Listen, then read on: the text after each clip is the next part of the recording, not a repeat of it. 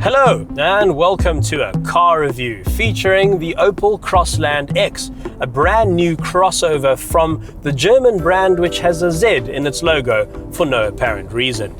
Please excuse my nasally voice. I have a terrible summer cold and I'm basically dying, but I should be able to get through this review. But before we get to talking about the Crossland, I'd like to talk about Opel. It is the sort of elephant in the room. As you may have heard, General Motors sold Opel globally to Peugeot Citroën last year, and then General Motors pulled out of South Africa just like that. But Opel wanted to stay in the country, so they looked for a distribution partner and they found one in Williams Hunt, which is a dealer operator that's been in South Africa since 1903. Of the 130 or so GM dealerships that exist in South Africa, 80 of them will become Isuzu dealerships, 15 will close down, and 35 will become Opel dealerships, which means you might have to travel a little further to get your Opel serviced. And don't think you can take it to a Peugeot dealership, because in South Africa, Peugeot has nothing to do with Opel. So don't go knocking on their door looking for an oil change. Anyway, whether that makes you feel better about buying into this brand or not, I suppose is not up to me. I'm here to tell you about this car. But I'm glad we had that chat. This is the 1.2T Enjoy model. It represents the middle of the Crossland X range. It costs 309,000 Rand, and that makes it a bit more expensive than a Ford EcoSport, but quite a lot cheaper than a similarly sized Honda HR-V. And you can see a comparison between all of those cars by clicking on the link appearing now. I don't know if I'm sold on this car's looks. Looks a bit awkward, and this color really isn't helping. It looks like an aubergine. But they shot the international ad for this car in Cape Town, and I saw the shoot, and that car was in white and it looked a lot better. So buy a white one. Look a bit deeper and it would seem that this Enjoy variant is the sweet spot in the range. It does cost 50,000 Rand more than the entry-level model, but it adds 16-inch alloys, front fog lamps, a leather steering wheel with reach and rake adjustment, height adjustable driver's seat, auto wipers, auto headlights, a rear view camera, and park assist front and rear. One downside is that the aircon is manual.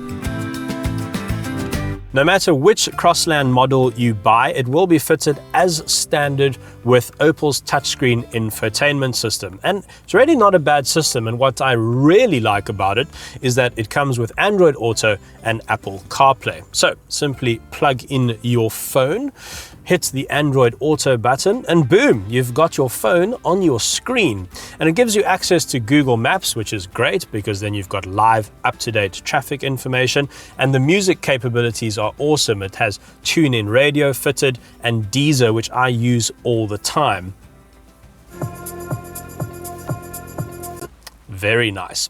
But as we know, it is quite difficult to get Android Auto working in South Africa, but we have figured it out, and if you check the link in the description below, we'll tell you just how to do it.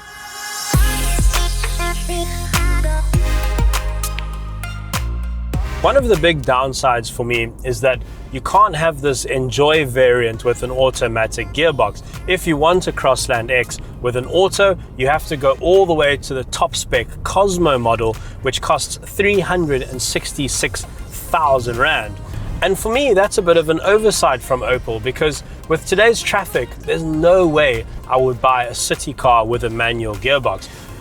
Bumper to bumper traffic is even less fun when you have to clutch in and out constantly. But at least keeping up with fast moving traffic won't be difficult, even though this little 1.2 turbo engine is only rated at 81 kilowatts and 205 Newton meters, which, before you shout at me, is 115 bhp and 151 pound-foot of torque, whatever a pound-foot is.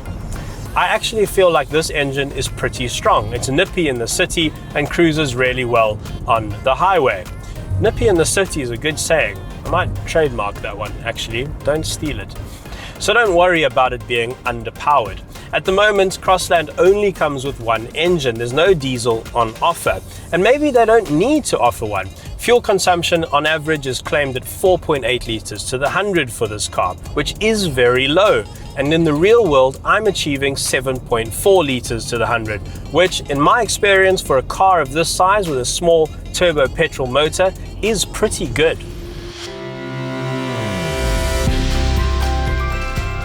With a large 400-litre boot, which puts it on par with practicality superstars like the Honda HR-V, the Crossland X is a competent all-rounder. Build quality is impressive and ride quality is excellent, but I don't know if it has the charisma to tempt buyers away from firmly entrenched rivals such as the Ford EcoSport and the Hyundai Creta.